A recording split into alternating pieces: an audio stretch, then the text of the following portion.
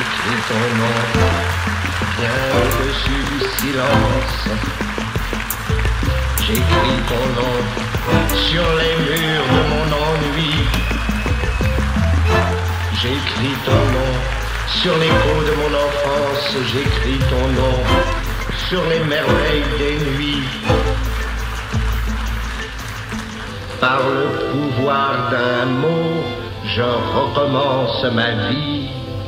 Je suis né pour te connaître, pour te nommer liberté. Nous sommes en guerre.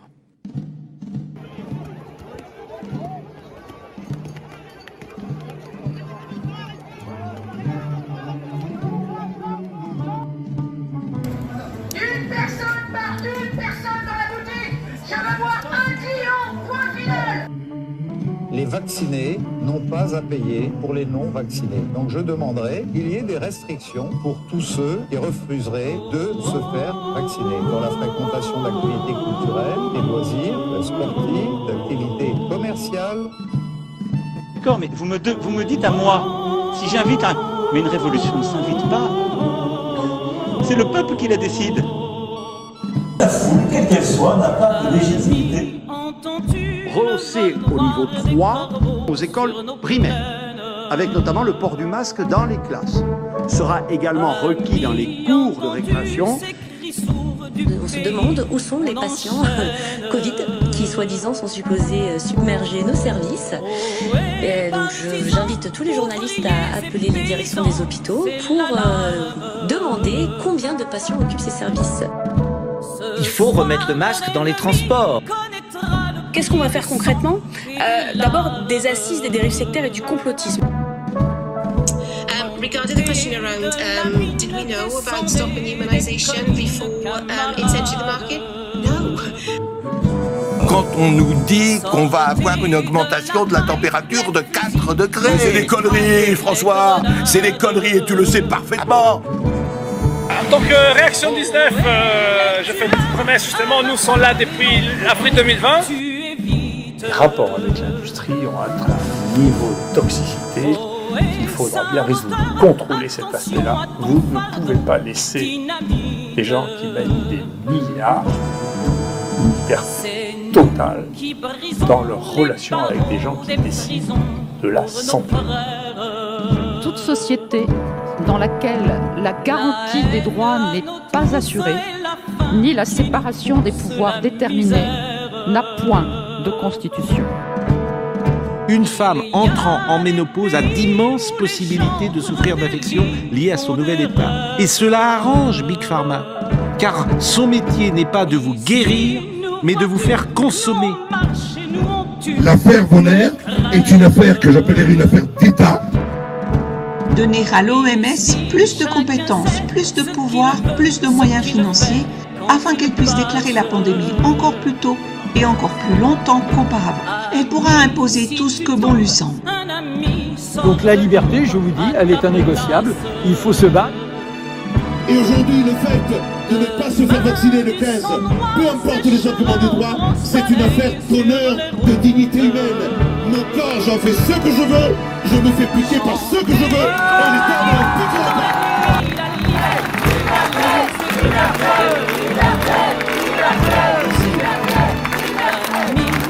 Entends-tu les cris sourds du pays qu'on enchaîne?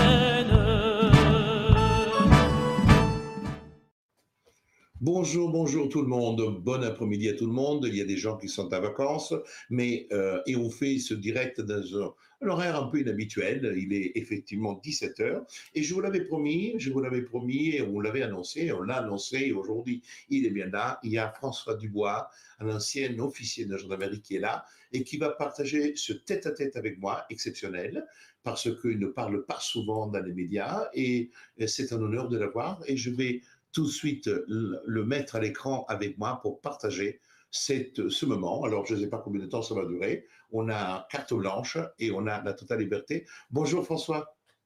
Bonjour. Bonjour Carlo. Merci de me recevoir dans votre émission. Ben écoute, je suis très content de te recevoir parce que j'ai eu l'occasion de lire ton livre « Alice au pays de Lucifer ». Et ce livre, il m'a profondément séduit. Je ne te connaissais pas. Après, je ne te connaissais pas par ton histoire, mais je n'avais pas eu l'occasion. Mais avant même de te parler, j'ai lu ce livre que je trouvais extrêmement intéressant, cette révisitation de cette métaphore un peu de Alice dans le pays des merveilles. Et là, c'est un peu Alice, c'est un peu toi dans ce pays de Lucifer, et qui, avec le regard, un regard. Mais c'est très intéressant parce qu'il y a ce jeu entre l'homme et la femme, le fait que tu utilises Alice au pays de Lucifer, et il y a derrière François, c'est quelque chose que je trouve extrêmement intéressant et assez troublant. Et après, on y reviendra. Mais pour que nos amis, alors là, les gens arrivent tout doucement, hein, on est à 300, et au fur et à mesure, les gens arrivent. Hein, ne t'inquiète pas. Ça serait bien intéressant que tu nous parles un peu de toi, de ton histoire, comment tu es arrivé à la gendarmerie, ce que tu as fait, ce que tu as vécu, et pour mieux cerner le personnage, parce que tu es un personnage avec ton histoire particulière d'ancien officier, et aujourd'hui ayant quitté la gendarmerie, et ce que tu fais pour les libertés et pour la bataille qui nous a commune un peu tous depuis le Covid-19. Oui, alors actuellement, donc là, je suis écrivain. J'écris d'ailleurs mon deuxième livre. J'y passe une majeure partie de mon temps. J'écris aussi des articles sur Internet qu'on publie sur le site Profession Gendarme, dont je suis vice-président, et puis qui ont été aussi publiés sur des think tanks comme strategica.fr. Alors, je suis effectivement ancien gendarme. J'ai 20 ans de carrière de gendarmerie derrière moi. Je suis un ancien officier de police judiciaire de la gendarmerie. Alors j'ai un parcours un peu atypique en gendarmerie puisque je suis rentré donc assez jeune en tant que sous-officier et j'ai intégré la garde républicaine. C'était un choix de ma part. Et au sein de la garde républicaine, donc j'ai fait unité d'intervention, peloton d'intervention, et puis après GPHM, donc groupe de protection de l'hôtel de Matignon, où j'ai fait la protection d'autorité de deux premiers ministres, donc consécutivement François Fillon, puis Jean-Marc Ayrault. Donc j'ai pu à un jeune âge évoluer au sein du cabinet du Premier ministre et voir un peu comment les choses se passaient en coulisses, y compris dans l'intimité quelque part des premiers ministres, puisque nous avions quand même accès à pas mal de choses, y compris les parties privatives et tout le reste. Donc c'était une vision assez intéressante qui était somme toute assez limitée quand j'étais jeune, puisque du coup on était logé dans Paris et j'avais pas encore la vision du monde que j'ai eue par la suite. J'ai eu une vision un petit peu privilégiée, on va dire, au départ, et donc ça n'a pas tout de suite contribué à éveiller ma conscience. En revanche, à l'issue de cette période, j'ai fait ce qu'on appelle un changement de subdivision d'armes et j'ai demandé à la suite de la naissance de ma première fille de rejoindre la gendarmerie départementale, donc pour un rapprochement familial en Gironde. Et à partir de là, donc j'ai atterri en périphérie de Bordeaux, dans un secteur assez compliqué. Extrêmement dur en termes de délinquance, très communautarisé et très pauvre surtout. Et là, ça a été un peu le choc du réel, si je puis dire, puisque j'ai véritablement pris un mur en passant d'un univers qui était finalement ultra privilégié et ultra protégé à la jungle, hein, tout simplement, ni plus ni moins, et puis à cette France laissée pour compte quelque part. Et ça a été assez difficile pour moi d'ailleurs, puisqu'il a fallu à la fois apprendre un nouveau métier, un métier d'enquêteur, et puis affronter en fait toute la misère sociale. Et ça a été une période de grosse remise en question, période aussi pendant laquelle je sentais une forme de dissonance cognitive qui apparaissait de plus en plus entre les valeurs pour lesquelles j'étais rentré en gendarmerie et puis ce que faisaient nos hommes politiques de la gendarmerie et la façon finalement dans les grandes orientations politiques avait quelque part gangréné la hiérarchie qui n'était pas neutre et qui ne satisfaisait pas finalement aux exigences de neutralité de l'arme. Puisque je me suis aperçu petit à petit que la gendarmerie ne faisait que colporter les politiques du moment, y compris en matière d'endoctrinement et de formation. Donc tout ça, c'était problématique.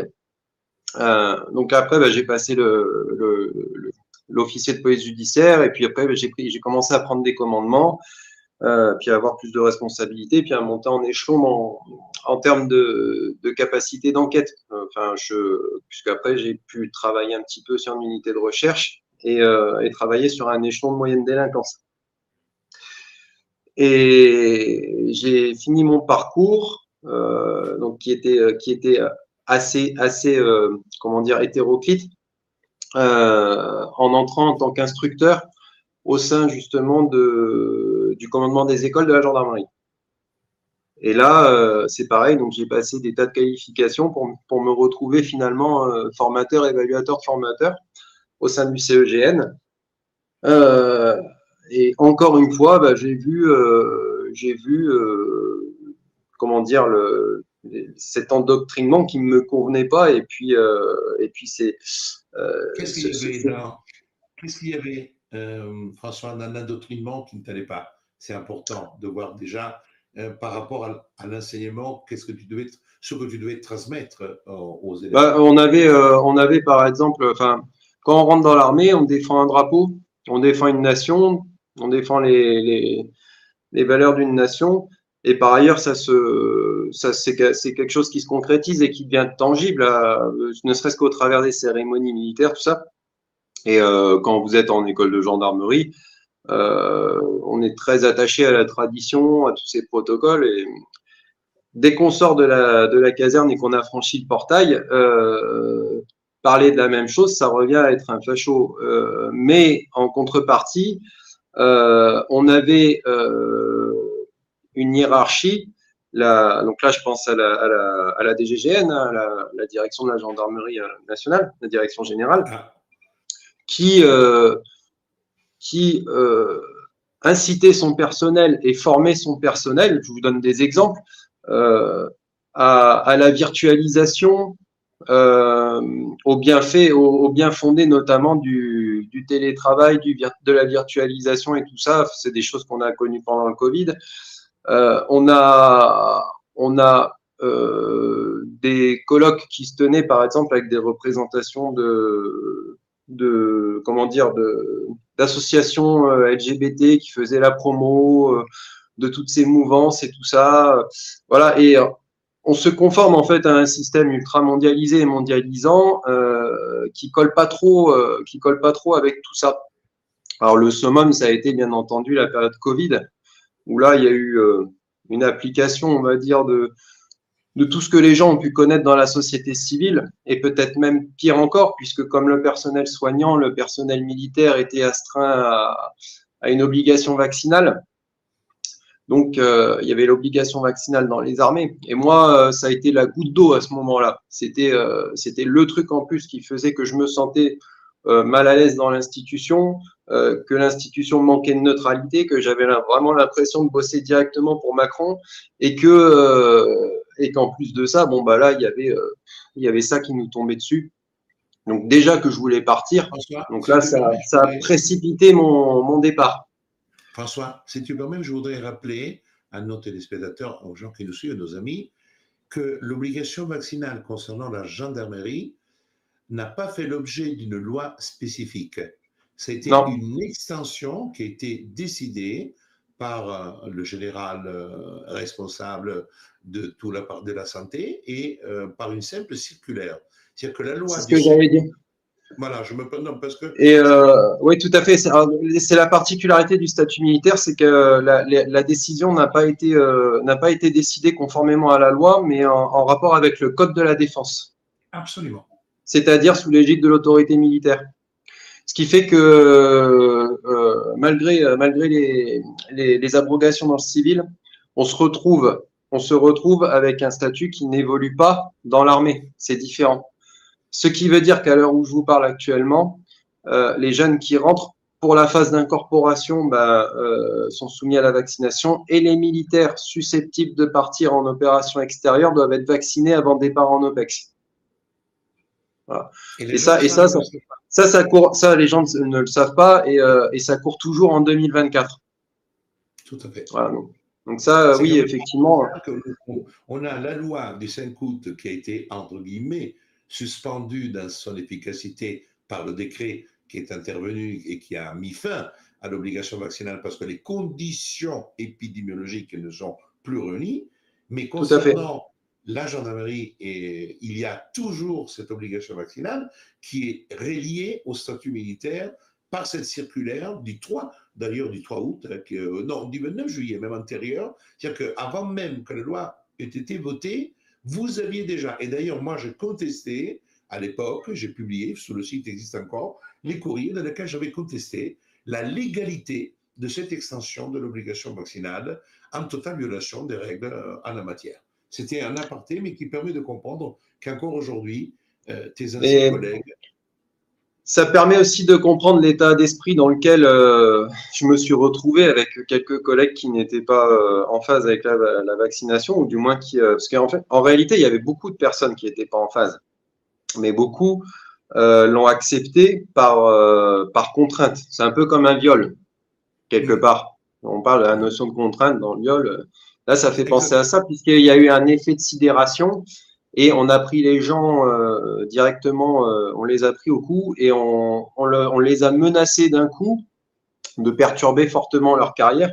Alors, comme c'était pas la loi, il n'était pas question, comme le personnel soignant, de les suspendre.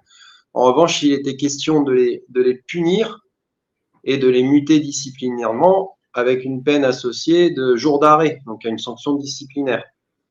Et bien entendu, tout ce qui suit après pour la carrière. Donc, il y a plein de personnes qui se sont retrouvées, parce que quand un gendarme s'établit quelque part, il s'établit pour, je sais pas moi, 4 ans, 5 ans, en fonction du type d'unité. Bon, c'est assez aléatoire, et en général, ils bougent. Hein. Les militaires sont quand même astreints à une mobilité. Mais pendant ces phases où les gens sont installés, bah, l'épouse, elle a trouvé un travail, il y a le logement de fonction, les enfants sont à l'école, tout ça. Et là, finalement, en plein, ça arrive comme ça, le couperet tombe de façon brutale et on vous dit, si vous n'obéissez pas, demain, vous vous retrouvez muté à l'autre bout de la France. Donc, la femme perd le travail, tout ça, enfin, tout ce qui va bien. Et il y a plein de gens dans cette situation qui se sont retrouvés finalement contraints et forcés de le faire. Il y en a d'autres qui ont refusé. Et puis, il y en a d'autres aussi très chanceux. Enfin, moi je fais partie, j'ai un coup de bol phénoménal et je remercie le ciel d'être tombé malade du Covid 2 jours avant l'annonce d'obligation. On ne pouvait pas faire mieux. Donc, 2 jours avant et puis 2 jours après, ben, ils annonçaient que c'était obligatoire, ce qui m'a permis de bénéficier d'un statut dérogatoire de 6 mois pendant lequel j'ai pu travailler à précipiter mon départ. Et ces 6 mois, je pensais que j'allais souffler. En réalité, ça a été un véritable calvaire. Parce que dès le 2e mois, j'ai été harcelé par le médecin militaire pour recevoir des injections. Et au bout d'un moment, à force d'essuyer des refus, ils ont compris que je voulais pas y aller. Ils ont commencé à me mettre la pression. Et ça s'est fini en bataille entre le médecin militaire et moi-même. D'ailleurs, le médecin militaire à qui j'ai expliqué que je savais peut-être mieux lire un texte que lui, du point de vue juridique, et qu'il n'avait pas besoin, de me forcer comme ça, que ça servait à rien. Et donc, il est remonté quand même jusqu'au service juridique des armées, du service de santé des armées, pour avoir confirmation. Et suite à ça, après, ben, il m'a un peu lâché la grappe. Mais il faut savoir que il y avait un suivi permanent de la vaccination. Et qu'on avait par exemple des fichiers qui circulaient, donc là je parle en école de gendarmerie, on avait des fichiers que les chefs de service devaient remplir qui étaient nominatifs et qui faisaient un état de présence des personnes en fonction des pathologies qu'ils avaient. C'est-à-dire que si on avait des absences liées au Covid, on avait un tableau nominatif sur un fichier commun, je dis bien sur un fichier commun accessible à tous, qui donnait l'état de santé de la personne, c'est-à-dire que c'était marqué qu'il était absent pour des raisons de Covid-19. Voilà, ce qui fait partie des entorses qu'on connaît bien hein, au droit. Et justement, tout à l'heure, vous soulignez toutes les dysfonctionnements juridiques qu'il y a eu suite à cette annonce d'obligation Mais ça a été que ça tout le long, c'est-à-dire que on est rentré dans une espèce de période surréaliste dans laquelle on s'asseyait complètement sur la loi, sur le droit. Et puis nous, on était là et on était complètement victimes de ça. Donc c'était soit on se soumettait, soit de toute façon on était victime du spectacle sans pouvoir rien faire, quoi, en le montrant du doigt, mais sans pouvoir rien faire. Il y a un capitaine que j'ai connu qui a refusé l'injection, qui n'a pas attrapé le virus et donc qui a dû prendre sa décision du jour au lendemain, qui a dit non. Alors déjà ils ont attendu à peu près, je sais plus, plus de 5 mois, 6 mois peut-être avant de le sanctionner.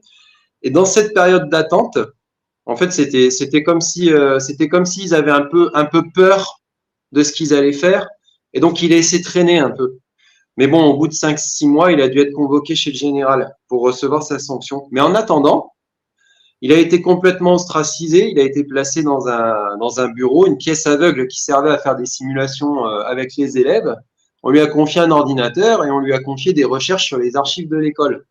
Et il avait interdiction de rencontrer le personnel, d'avoir des contacts physiques. Alors moi et puis 2-3 collègues, on allait lui rendre visite quand même, en bravant l'interdiction, quoi, pour aller prendre un café et tout, parce que c'était inhumain comme traitement. Et le mec n'a pas craqué, il était pas très loin de la retraite. Et c'est quelqu'un qui avait fait une grande partie de sa carrière en Corrèze, qui avait commandé une compagnie en Corrèze et qui finissait sa carrière en école. Ils l'ont finalement muté du côté de Metz, donc complètement à l'opposé, ils l'ont azimuté, et ils lui ont mis les 10 jours d'arrêt réglementaire. Voilà, donc c'était à cette époque-là un traitement complètement déshumanisé, quoi.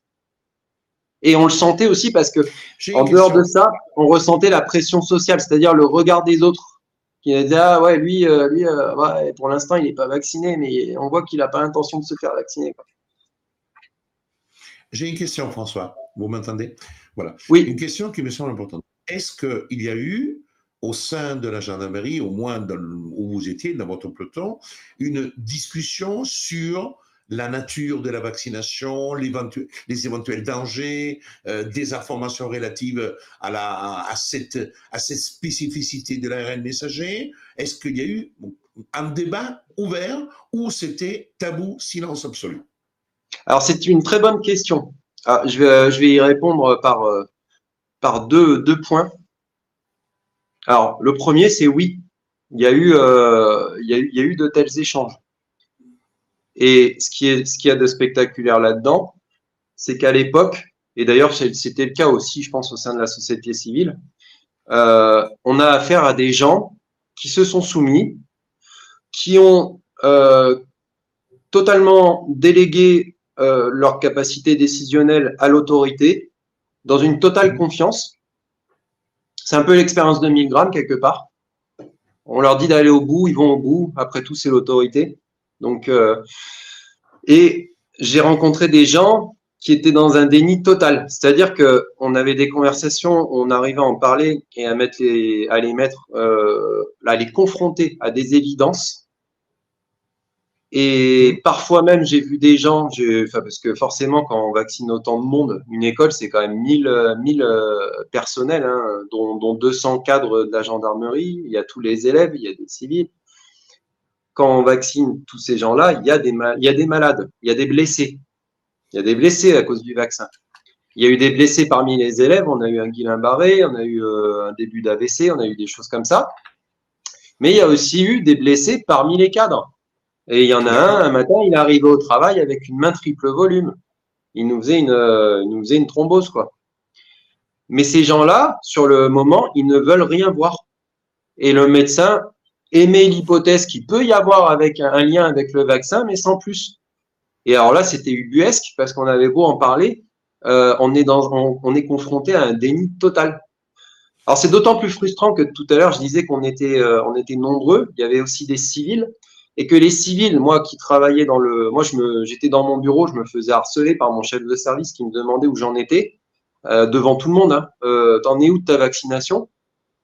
Et dans les bureaux d'à côté, il y avait un mur en contreplaqué qui me séparait de 2 civils qui, eux, n'étaient pas soumis à l'obligation vaccinale. et que je croisais tous les matins pour prendre le café. Donc ça c'est le premier point. Le second point, c'est que la DGGN est intervenue de façon intrusive dans la sphère privée. C'est-à-dire qu'on a eu des messages qui sont tombés directement de la DG et répercutés par le commandement de l'école, donc par le général qui commandait l'école, qui nous prévenait que toute discussion autour du Covid, autour du vaccin, que ce soit au travail ou dans la sphère privée, sur les réseaux sociaux, etc., serait sanctionnée. Donc ça, on a eu les messages qui sont tombés pour nous dire que, en gros, il fallait la fermer et que ça faisait partie quelque part de notre devoir de réserve et que on serait sanctionné de toute façon si on en parlait. Suite à ces messages, forcément, il y a une espèce d'omerta qui s'est créée. Alors ça continue à en parler, mais c'était beaucoup moins naturel, beaucoup moins spontané. Néanmoins, moi, j'avais un collègue qui pensait comme moi et on était peut-être deux comme ça ou quelques-uns à réfléchir comme ça, mais très très peu, c'est de l'ordre de 1 ou 2% finalement. Et on pouvait pas s'empêcher, quoi. On pouvait pas s'empêcher à chaque fois qu'il y avait quelque chose de le dire, ou du moins d'en parler suffisamment fort entre nous pour que ceux d'à côté entendent, quoi. Parce que ça nous énervait tellement. Mais c'était une période très très compliquée, hein. Mais tout le monde l'a vécu de toute façon cette période. Chacun à sa façon, chacun à son échelle. Mais c'est vrai que ça a été de la persécution quelque part. François, et donc c'est pour ça aussi que j'ai écrit le livre après, parce que c'est un peu une ode à la liberté, ce livre, à la liberté d'expression. Et puis c'était aussi ma façon de dire voilà dans quel monde on vit, quoi. Et comment il fonctionne surtout. Apprenez à le comprendre pour mieux lutter contre. Parce que quelque part, je décris les mécanismes qui sont utilisés aussi et dont on a été victime lors du Covid. J'ai une question qui est apparue dans le chat. Est-ce que vous êtes aujourd'hui au courant d'anciens collègues, d'anciens gendarmes, que ce soit gendarmes ou officiers, ayant eu des effets secondaires? Alors, directement, non. En revanche, j'ai des collègues qui m'envoient les messages nécrologiques qu'on reçoit quand on est en actif, quand on est d'actif sur sa boîte mail. C'est-à-dire que quand vous avez le décès d'un sous-officier ou d'un officier, ou même d'un gendarme adjoint d'ailleurs, hein, peu importe, et que ça arrive en service ou parfois dans certaines circonstances en dehors du service aussi, les messages tombent. Et c'est vrai que sur les années qui ont suivi le Covid, qui ont succédé au Covid, on m'a envoyé pas mal de messages dans ce sens-là, des décès qui concernaient quand même des populations relativement jeunes et entraînées, et qui étaient à chaque fois des arrêts cardiaques ou des choses comme ça, et souvent pendant des séances de sport. Tout à fait. Comme vous disiez, j'ai eu un collègue aussi qui a eu la main double volume, et parmi les élèves vaccinés, par contre, on en a vu beaucoup. Et moi-même qui donnais des cours, alors je donnais des cours magistraux en salle, mais j'avais les qualifications aussi pour donner des séances d'instruction en sport très sportives, et des sports de combat notamment, qui font pas mal monter le cardio. Bien sûr. Et je me suis retrouvé avec des élèves que je connaissais, parce qu'on les suit, parce qu'on les a régulièrement, et dont je connaissais le niveau sportif qui était bon, et que j'ai vu s'effondrer littéralement sur certaines séances, qui venaient me voir, et c'était pas du chiquet, ils faisaient pas semblant, ils étaient blancs comme mon pull, et ils me disaient, mon adjudant, je peux plus, depuis que je me suis fait vacciner, j'arrive plus à suivre, là j'ai une douleur dans la poitrine, je me sens essoufflé et tout, et j'étais obligé de les faire s'asseoir sur le côté en priant pour qu'ils me fassent pas une syncope. Donc ça j'ai vu. Et puis après, plus tard aussi, il y a un autre détail, parce que j'ai pas parlé de la suite, mais c'est vrai qu'après quand j'ai pu quitter, je suis rentré dans l'éducation nationale. Et dans l'éducation nationale, où j'enseignais le droit pénal dans la filière des métiers de la sécurité en lycée professionnel, j'ai eu affaire à des générations de jeunes entre 2022 et septembre 2024 qui, par obligation, s'étaient tous vaccinés pour pouvoir prétendre à faire leur stage professionnel. Et finalement, j'ai retrouvé un petit peu ça, puisque je vois sur l'année 2022, donc j'avais 4 classes, j'avais 2 classes de seconde et à cheval sur 2 établissements, et une de première et une de terminale. Et sur les 4 classes, j'avais un élève par classe, et ça c'est le hasard, mais c'est comme ça, un élève par classe qui présentait des troubles cardiaques et qui était suivi par un cardiologue. Alors là, on parle d'une population entre 14 et 18 ans au lycée. Et c'est pareil, quand je me permettais de leur poser la question, c'était apparu concomitamment à la vaccination.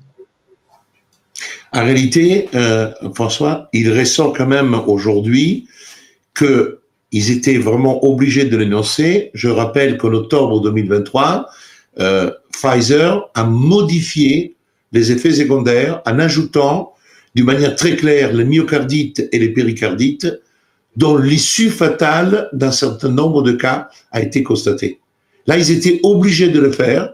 Et aujourd'hui, et je le dis à tout le monde, et c'est très important, et même j'espère et je sais qu'il y a des collègues à vous qui suivent Réaction 19, parce que j'ai eu quand même pas mal de gendarmes à l'époque, et même des officiers qui m'ont écrit pour me demander de l'aide, et j'ai apporté de l'aide dans cette situation. On a quand même eu des gendarmes aussi qui sont restés gendarmes et qui continuent de le faire sans être vaccinés, avec un certain nombre de documents que je leur apportais. Et ça, c'est un point très important parce que votre témoignage me paraît important. Pourquoi? Parce qu'il met en exergue encore des péricardites, des myocardites, donc de la souffrance cardiovasculaire, qui est un des éléments extrêmement communs qui apparaît aujourd'hui en tant que fil conducteur des effets secondaires.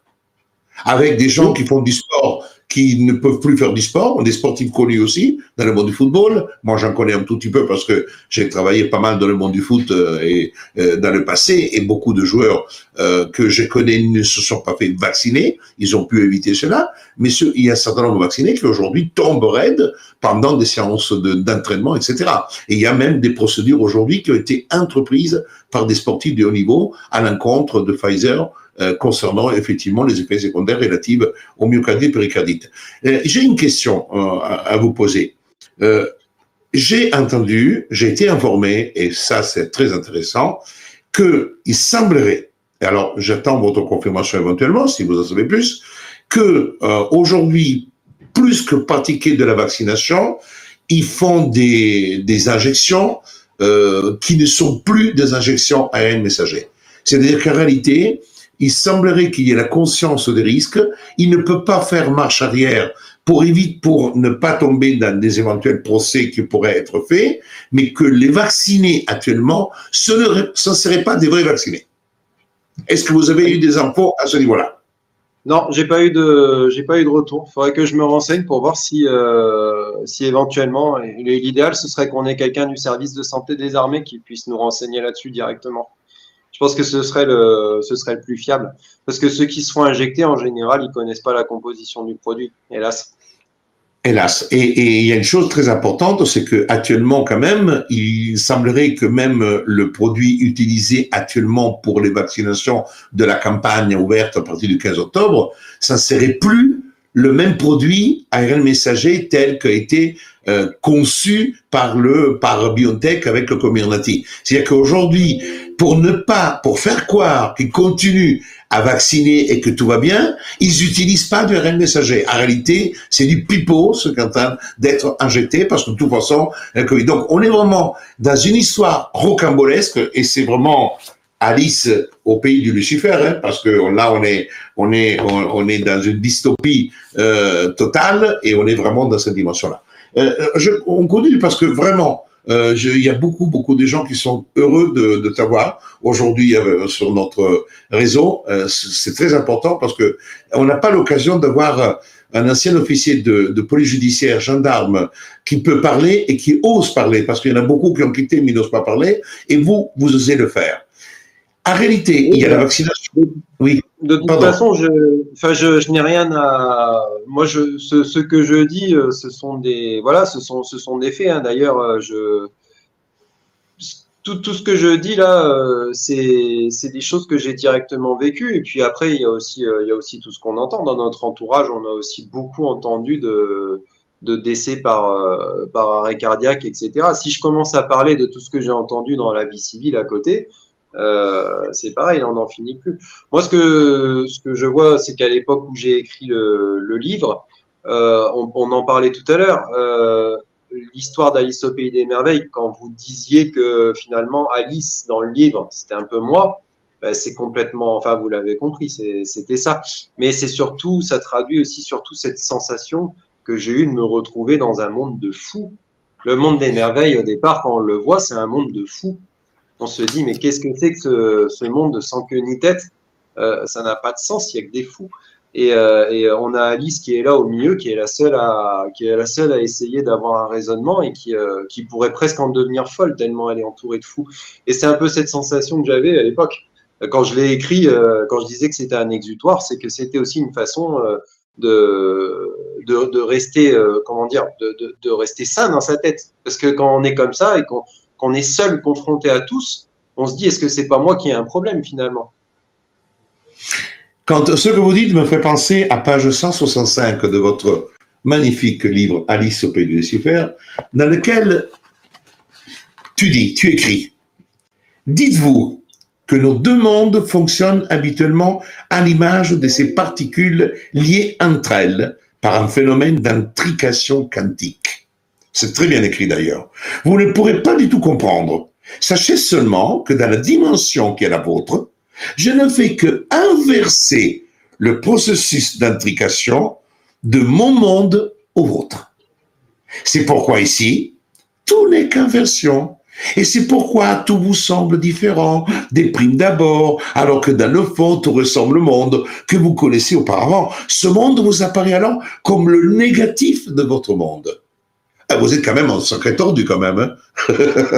Je continue sur le point, c'est intéressant. Dans ce cas, ce monde n'est pas notre monde. Non, il est aussi votre monde. Les deux sont habituellement intriqués. Or ici, j'ai décidé d'inverser ce phénomène. Vous êtes ici et vous êtes là-bas, dans le même espace-temps, comme propulsé par le don d'ubiquité. Néanmoins, c'est ce monde présent qui apparaît à vos yeux, alors que l'autre, le vôtre, devient imperceptible à vos yeux et plus généralement à vos sens. Je trouve vraiment cette page magnifique, et je l'ai lu avec, j'ai tenu vraiment à la lire. Je conseille à tout le monde d'acheter ces livres et de le lire. Parce que, pour celles qui ont, et celles et ceux qui ont eu la chance de lire Alice au Pays de Merveilles, ça sera peut-être même l'envie d'aller relire Alice au Pays de Merveilles, hein, que quand il est sorti, était un livre qui n'avait pas eu un franc succès. Et c'est pour cette raison que je dis très intéressant. Tu fais un travail. J'avais l'impression de me retrouver moi-même dans un miroir renversé dans le cadre de ma relation avec le... Voilà, oui, je te laisse. C'est le but. Alors, sans spoiler le livre, le passage sorti de son contexte comme ça, il peut paraître un petit peu farfelu. Non, mais c'est bien. Et c'est normal. Et c'est normal. Mais c'est normal parce que c'est un personnage du monde d'Alice qui est en train de s'exprimer. Donc et qui plus est un personnage qui est finalement très très très luciférien pour pas en dire plus. Et donc effectivement il est un peu le maître du jeu et il explique la nature profonde du monde des merveilles qui est ni plus ni moins que c'est un peu comme si on avait un négatif, c'est le négatif de la photo. Normalement, tout est imbriqué, tout fait qu'un, et c'est comme si on avait réussi à dissocier la partie bien de la partie mal, et que finalement, il ne restait plus que le chaos eschatologique du mal en tant que chose résiduelle. Et ça c'est le monde des merveilles. Et en gros, il lui explique comment il l'a amené là, quelque part. Donc c'est quelqu'un de profondément tordu, profondément pervers, ça qui lui parle à ce moment-là. Voilà, donc c'est sûr que sorti du contexte comme ça, on peut se dire waouh, ça va chercher loin. Mais il est en train de lui expliquer qu'il y a une dualité dans le monde. Bon, elle fait qu'un hein, dans notre monde. Hein, on vit pas dans un monde qui est ou tout noir ou tout blanc. On vit dans un monde qui est gris. Et quelque part, le monde des merveilles, c'est que la partie obscure, que la partie noire. D'ailleurs, l'allégorie du miroir est très bonne. Elle est très bonne puisque on peut voir ça aussi comme un reflet inversé, comme le miroir. Voilà. C'est le monde des valeurs inversées. François, la suite s'appelle De l'autre côté du miroir, d'ailleurs, la suite d'Alice au pays des merveilles.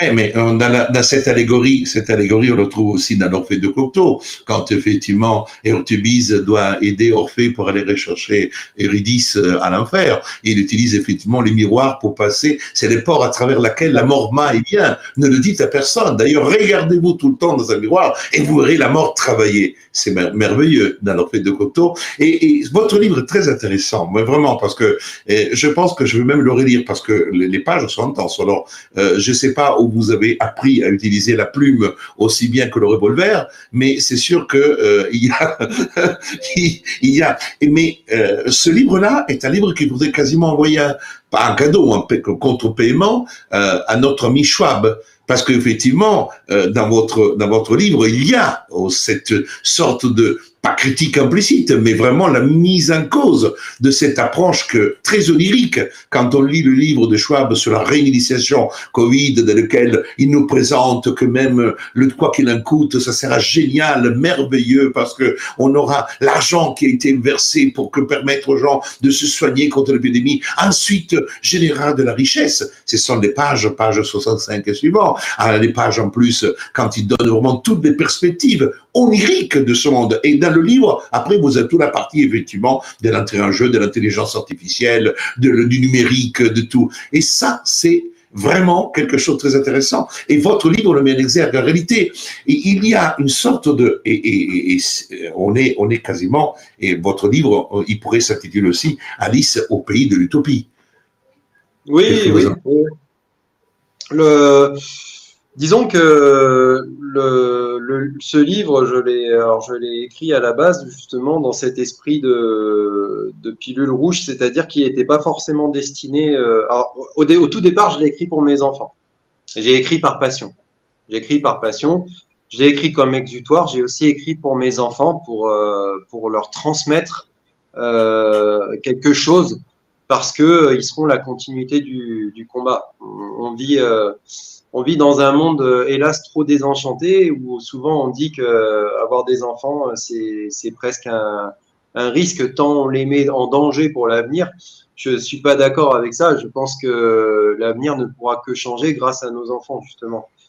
Tes fils sont les flèches de ton carquois, hein, si on veut reprendre un passage de la Bible. Bien sûr. Des psaumes de la Bible.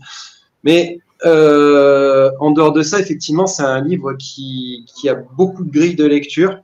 Mon gros challenge, ça a été quand j'ai écrit ce livre, d'essayer d'aborder des notions qui sont somme toute très complexes et de les rendre accessibles à tous, tout en créant des enchevêtrements qui permettent d'avoir plusieurs grilles de lecture et d'y revenir aussi et qui amènent le lecteur à réfléchir par lui-même.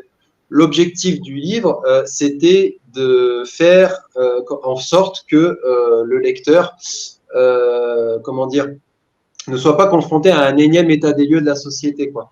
Il fallait que ça l'aide à comprendre les mécanismes. C'est ça qui m'intéressait plus.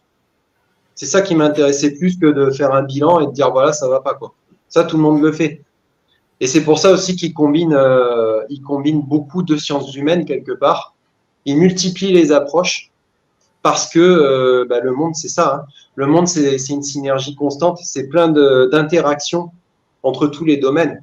Le livre, il parle aussi bien il a une approche qui est autant philosophique que parfois sociologique. Il parle même de certains facteurs économiques. Et il va finir dans la dimension d'ailleurs eschatologique de l'histoire d'Alice au pays des merveilles par le lien transcendant avec le religieux. Et il explique pourquoi le religieux, depuis toujours quelque part, il est intrinsèquement lié à l'homme et à son évolution.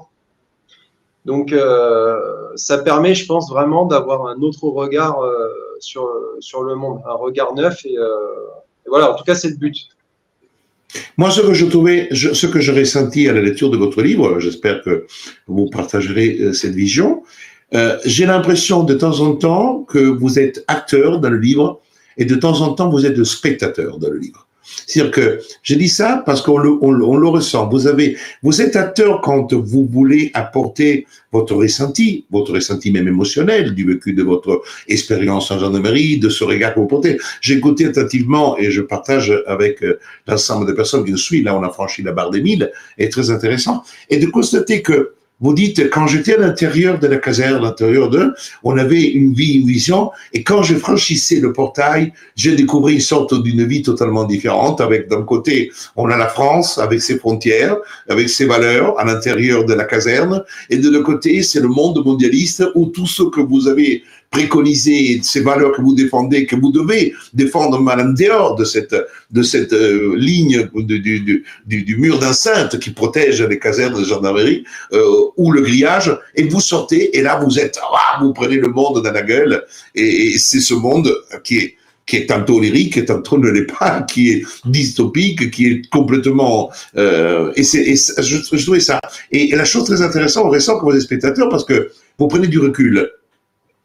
Vous prenez du recul et vous quittez la partie émotionnelle pour être effectivement en train d'analyser les choses d'une manière un peu froide. Et ça, je trouve ça extrêmement intéressant et je ne sais pas si effectivement correspond à ce... J'ai dit cela, j'ai lu énormément de livres pendant la période et encore aujourd'hui parce que j'ai des invités qui écrivent des livres et d'ailleurs je vais dire à tout le monde que j'aurai Monsieur Jacquemin Ravestin que vous connaissez qui a écrit des livres assez incroyables et que vous avez même cité je crois un professeur gendarme à plusieurs reprises donc il vient de sortir son dernier livre, il sera avec nous au mois de novembre. J'ai aussi Corinne Lalo qui a mis à jour son livre sur les produits pharmaceutiques, etc., notamment sur le Doliprane, dont il faut quand même conseiller quasiment de ne pas l'utiliser parce que apparemment il a des effets bien néfastes et c'est un sujet à la mode parce que c'est la vente de Doliprane, de la branche Doliprane effectivement de Sanofi. Mais pour revenir à nos moutons, j'ai une question très précise. Aujourd'hui, est-ce que vous pourriez recommencer une vie de gendarme? Oh, absolument pas. Absolument pas. Non. Je me suis jamais senti aussi bien depuis que je me suis émancipé. Enfin, pour moi, même d'un point de vue intellectuel, ça a été totalement libérateur. J'étais sous... Enfin, c'est triste à dire parce que j'aime pas dire ça pour les autres militaires, mais j'étais sous emprise mentale. J'avais pas la liberté. Là, j'ai l'impression que mon potentiel a complètement explosé depuis quoi. J'étais déjà à moitié parti quand j'ai écrit le livre. Quand je dis à moitié parti, c'est-à-dire dans ma tête, j'étais déjà parti. Parce que je l'ai écrit à la fin juste avant de quitter, quoi, les mois qui précédaient mon départ. Mais je vois aujourd'hui la profondeur supplémentaire que j'ai acquise dans mon analyse encore. Cette vision qui s'est encore plus ouverte. Voilà, c'est un parcours de vie, mais je pouvais, ça pouvait pas être aussi intense, aussi puissant en restant dans une institution aussi étouffée, bridée, qui censurait autant. C'était pas possible, c'était un non-sens, c'est complètement antinomique. Je pouvais pas, voilà, il fallait que je parte. Donc y retourner aujourd'hui pour moi, ce serait une aberration. C'est-à-dire, ce serait revenir. Et pourtant, Dieu sait si j'ai su, si mon rapport à l'autorité a été quand même assez poussé, quoi, puisque je suis fils de militaire, j'ai été au lycée militaire et je suis rentré jeune au sein de l'institution. Je veux dire, j'ai été au garde à vous la moitié de ma vie, quoi. Et aujourd'hui, c'est plus pour moi. Et je le vois d'ailleurs en écrivant mon second livre. J'ai l'impression qu'une bombe a explosé entre les deux. Je veux dire, j'ai l'impression d'avoir une puissance d'écriture aussi qui a vachement augmenté. Donc oui, non, je suis très content de ce que je suis devenu, même si actuellement là, je suis sans emploi, par exemple. Puisque du coup, après l'éducation, j'en ai pas parlé, mais après l'éducation nationale, je suis parti, j'ai été invité à partir. Je suis pas parti de moi-même, c'est-à-dire que on a mis fin au renouvellement de mon contrat. Qu'est-ce qui s'est passé?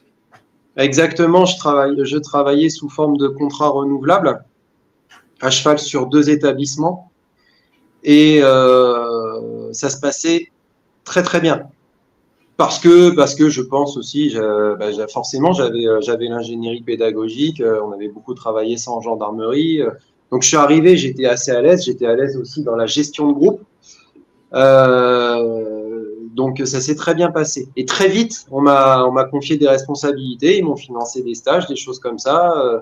Il était question qu'on fasse plein de projets.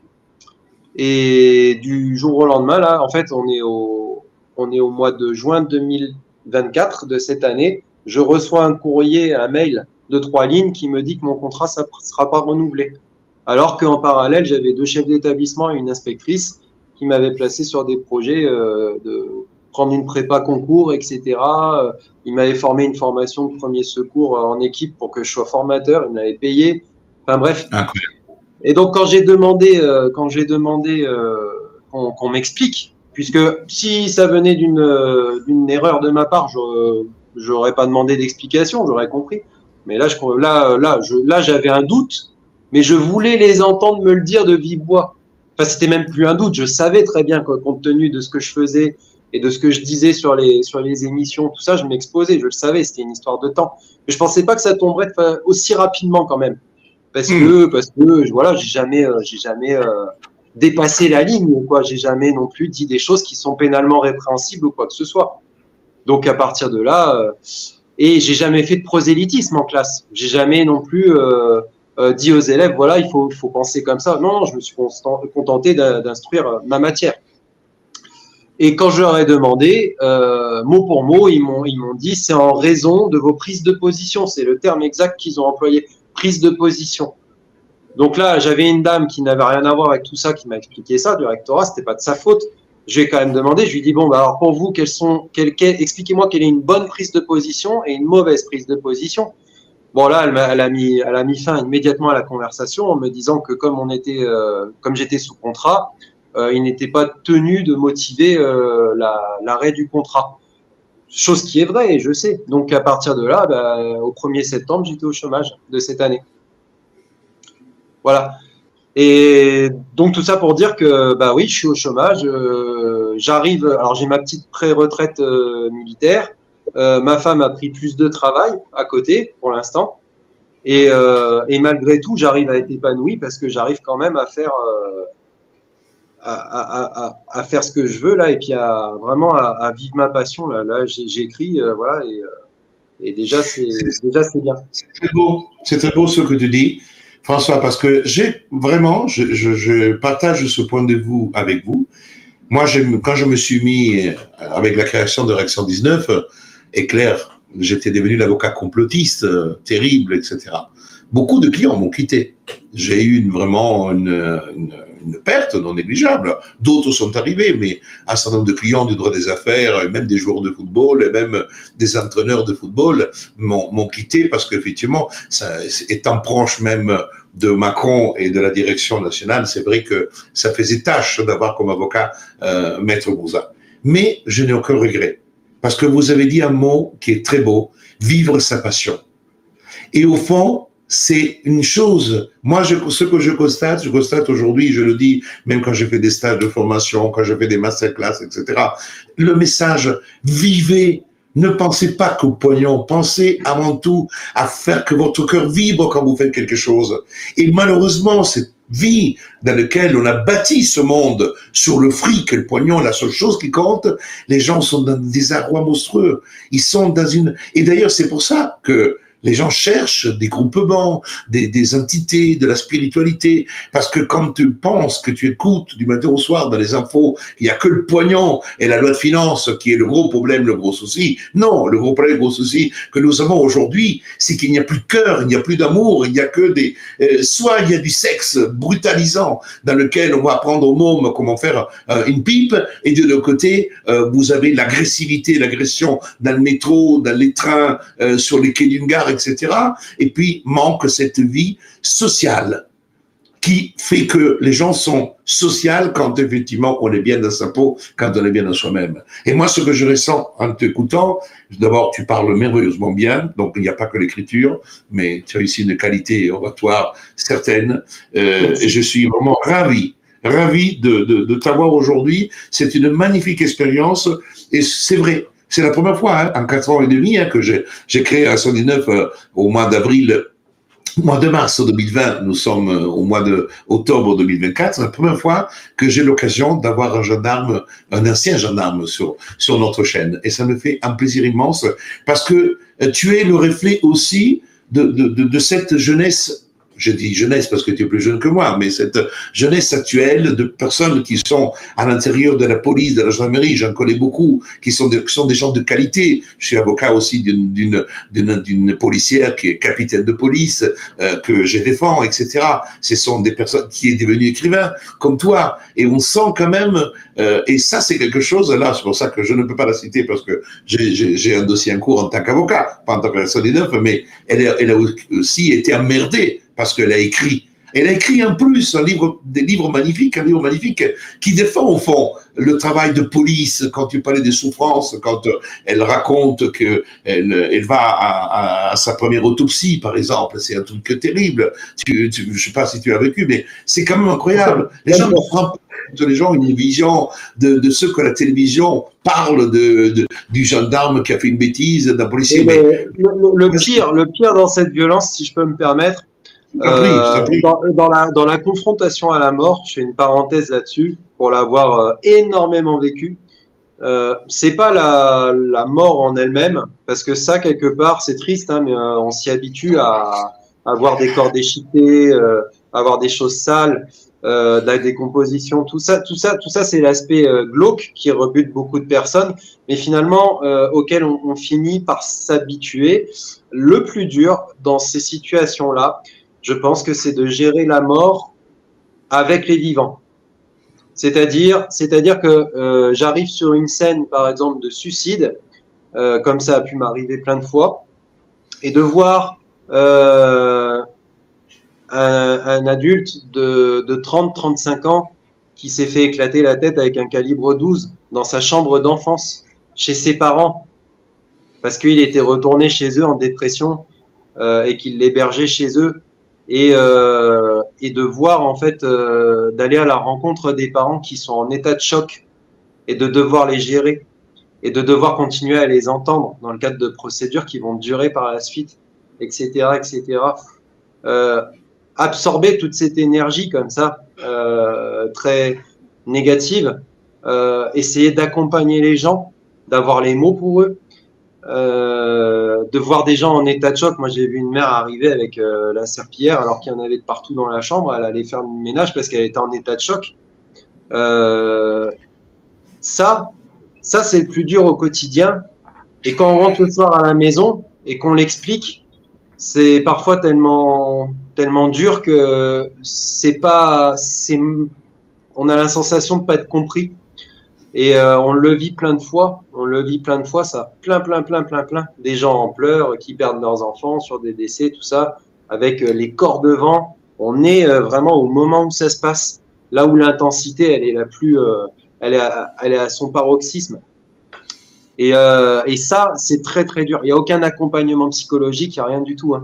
Il faut, et on est responsable en plus des dossiers, du suivi et des procédures quand on est au PJ, donc tout le monde vient vous demander des comptes. Il faut essayer de satisfaire au plus les familles, avancer dans les investigations, rendre compte au parquet, rendre compte à la famille, absorber le mal qu'on prend et se taire. Voilà. Donc c'est parfois très compliqué. Si on n'est pas soutenu correctement à côté, Les gens se rendent pas compte à quel point ça peut être un métier difficile et d'usure surtout sur le temps, sur la longueur. Merci François pour ces belles paroles, parce que les gens les gens ne connaissent pas le métier. Moi, ça fait 30 ans que j'exerce le métier d'avocat, que je côtoie des policiers, de la pénitentiaire, des gendarmes, et je sais que derrière, il y a un homme, il y a des femmes, je le sais très bien. Après, comme on dit, il y a du bon et du mauvais partout. Il y a le bon avocat, le mauvais avocat, le bon gendarme, mais c'est pas ça. Moi, ce que je trouve, tes paroles me semblent extrêmement sincères de ce qui est le vécu de ce drame, des drames que les gens ne se rendent pas compte que tous les jours, beaucoup de policiers, beaucoup de gendarmes côtoient et sont obligés d'être une sorte de airbag entre la détresse et de l'autre côté les familles, ceux qui restent sur Terre. Quand il y a la mort, c'est terrible. La mort est grave, pas pour ceux qui meurent, mais pour ceux qui restent sur Terre. C'est ça, et les gens ne se rendent pas compte. Père de famille, mère de famille, moi je connais cela dans une autre situation, et c'est pour ça que je comprends ce que tu dis. Mais on atteint quasiment l'heure, et j'ai toujours une pratique quand je fais de tête à tête, s'appelle carte blanche. C'est-à-dire que tu as 1 minute, 2 minutes, 3 minutes, je sors de l'écran, tu es à l'écran, et tu as le droit de dire tout ce que tu veux. Message d'amour, message de passion, ce que tu veux. Ça s'appelle carte blanche, je ne te l'avais pas dit, donc maintenant, je te prie de surprise. Mais vu tes qualités oratoires et vu ta plume, je rappelle à tous, Alice au pays du Lucifer, en attendant le 2e ouvrage de François Dubois. Vous pouvez trouver ce livre et le commander chez K Édition. C'est important de le rappeler parce que j'ai vu tout à l'heure, j'ai demandé, mais je crois qu'on le trouve aussi sur Amazon, si je ne me trompe pas. Oui, il est dispo sur tous les sites de vente de livres en général, Cultura, voilà, etc. Mais sinon, vous pouvez le commander chez K Édition, il n'y a aucun problème, et si vous voulez une dédicace, vous la demanderez à François Dubois. Tu as carte blanche, cher ami, entre 2 minutes, 3 minutes, tu dis ce que ton cœur te dit de dire. Je sors de l'écran et je le libère. Si je devais sortir comme ça quelque chose de façon improvisée, je dirais aux gens, faites attention, soyez prudents, éveillez-vous. Alors ceux qui nous regardent le sont probablement déjà, mais on ne l'est jamais trop, on en apprend tous les jours. Moi-même qui travaille beaucoup sur ces questions, j'apprends comme ça à développer ma pensée, à développer mon esprit. Le plus dur dans ce combat, c'est finalement de sortir de l'endogamie, parce que c'est quelque chose qui nous concerne tous à tout niveau. Autant les gens illusionnés dans ce monde restent entre eux, que les gens éveillés ont tendance aussi à rester entre eux. Donc le plus dur, c'est le vrai combat, je pense, qui commence aussi sur le terrain, et il nous concerne tous. Et en fait, on est tous acteurs. Il y a beaucoup de gens qui disent, qui attendent un peu l'homme providentiel qui va les sortir de là. Mais si tous on met l'énergie suffisante pour aller au-devant des autres et parfois un peu s'exposer à la confrontation, oser dire ce qu'on pense, avoir la force de le dire, ça changera fondamentalement les choses. C'est quelque chose qui sera énormément énergivore, et ça marche à tout niveau. Ça marche pour les parents vis-à-vis des programmes scolaires d'éducation à la sexualité. Ça marche en fait dans tous les niveaux. Ça marche à l'époque du vaccin. Voilà, c'est la liberté d'expression. La liberté d'expression, c'est quelque chose qu'on est en train c'est un droit fondamental qui relève du droit naturel quelque part, et auquel on est en train de porter profondément atteinte. Cette liberté d'expression, elle est actuellement en péril. Elle est mise en péril par beaucoup de lois qui la censurent. Il y a un moment, il faut quand même parler et s'exposer, et voilà, cette liberté, finalement, elle a qu'un prix. Hein. C'est quelque part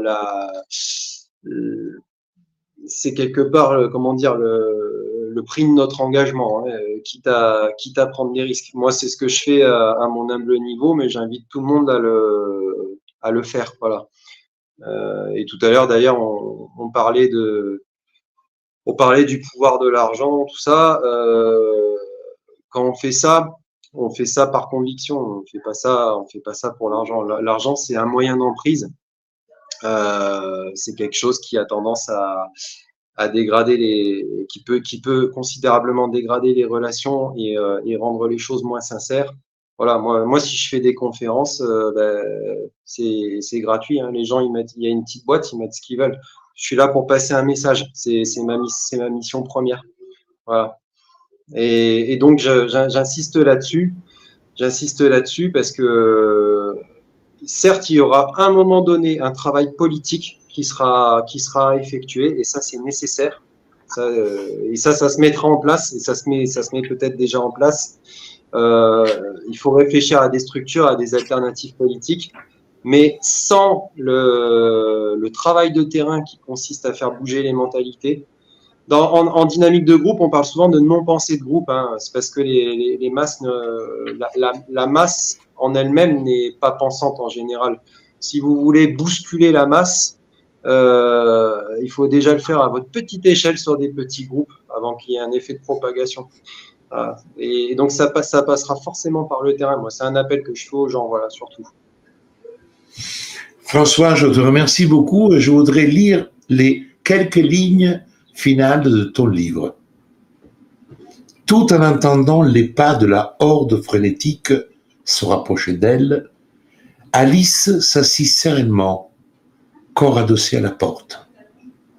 Elle ferma les yeux, leva calmement les bras pour se protéger la tête et attendit que la meute vînt s'abattre sur elle. Et Alice se réveilla. Je suis même ému. Je te remercie beaucoup, François. Ça a été... Merci à toi. Et pour l'anecdote, cette dernière phrase, elle a été écrite le 24 décembre. Voilà. Et c'est vrai que je le savais pas, mais je la trouve belle. C'est un hasard, mais j'ai fini le livre le jour de Noël. Et forcément, tout à l'heure, quand je parlais de dimension eschatologique, c'est parce que Alice se termine comme ça. Et derrière, il y a forcément, après cette notion d'apocalypse, la résurrection. Donc, écoute, c'est pour ça que je voulais terminer sur ce réveil, et c'est ce que nous avons tenté de faire depuis des années, depuis 4 ans et demi, même avec 19. Au fond, on s'endort, on se réveille tous les jours. La vie est comme une journée. On naît, on vit, on tente de faire plein de choses. Après, on va dormir, on meurt, et après, on renaît chaque jour, chaque jour, chaque jour. Et c'est pour ça que la vie est belle. La vie n'est pas moche, la vie est belle. Et déjà, il faudrait que nous soyons conscients que quand on a la possibilité de se lever le matin, que nos enfants vont bien, que nous arrivons à manger notre faim, que même si on a des problèmes, il faut les affronter, parce que si on n'avait rien à faire, on se ferait chier. Eh bien, la vie est belle.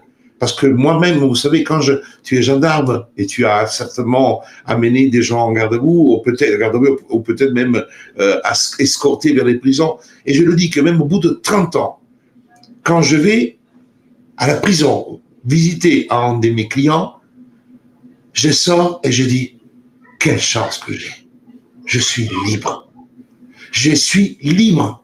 Et je vais vous dire une chose, c'est quelque chose qui est, même à mes enfants, je raconte cela, parce que ils ne se rendent pas compte de ce que je dis, parce que, certes, il y a des criminels monstrueux, etc., mais il y a aussi des gens qui sont parfois en détention pour des sortes de drogue, de petits larcins, et ils y sont.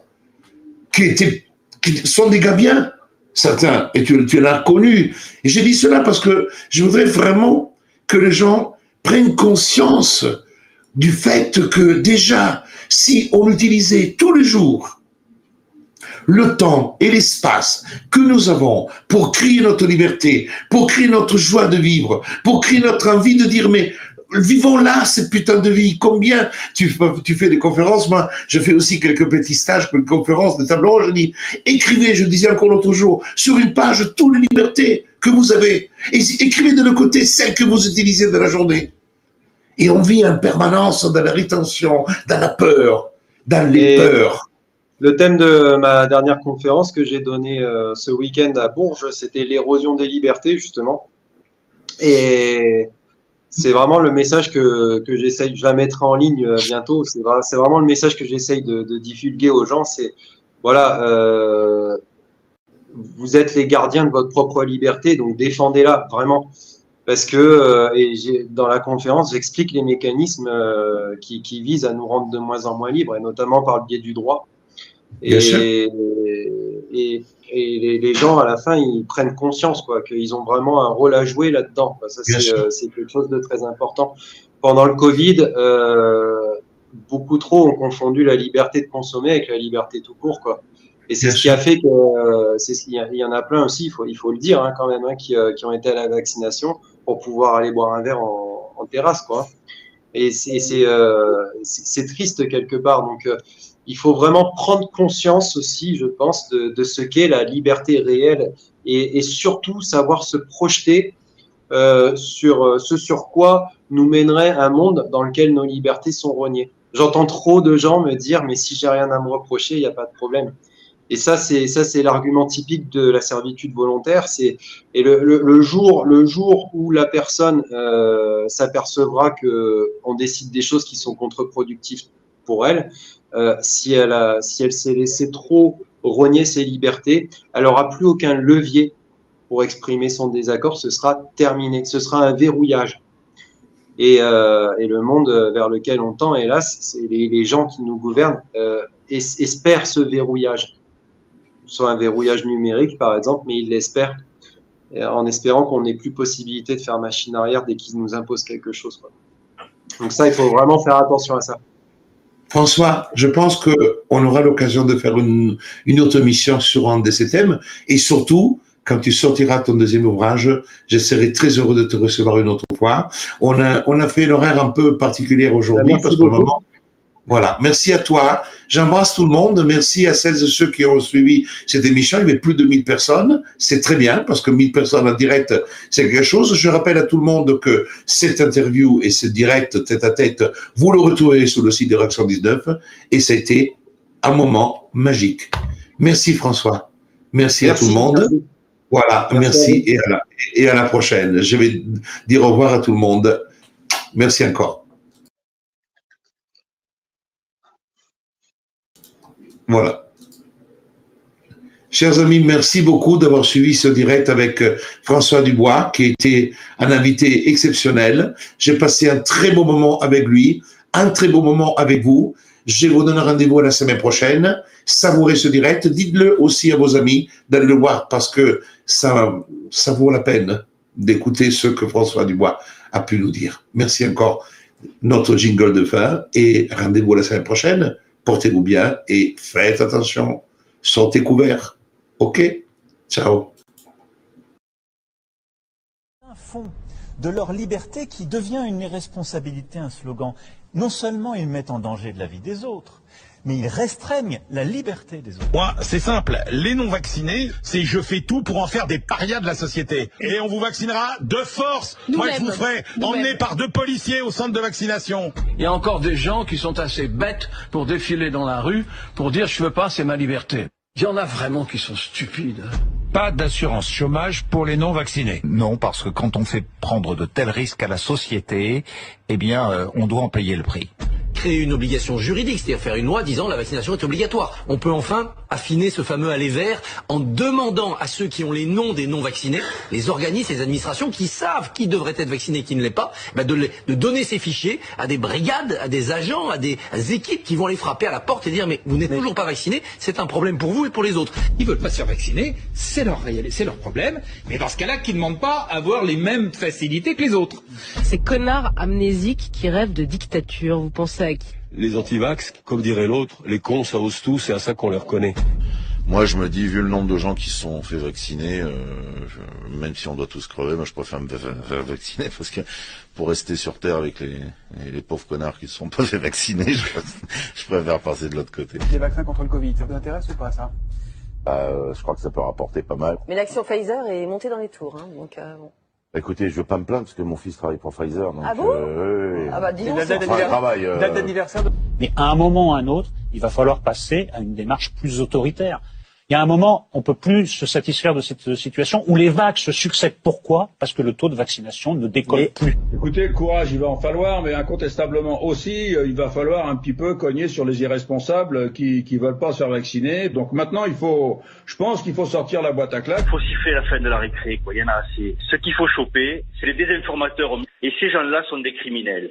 Il faut le dire, il faut les choper, il faut les foutre en tôle. C'est quoi un désinformateur? Un désinformateur, tu veux des noms? Un désinformateur, c'est Louis Fouché qui dirige Réinfo Covid. Un désinformateur, c'est Carlo Alberto Brusa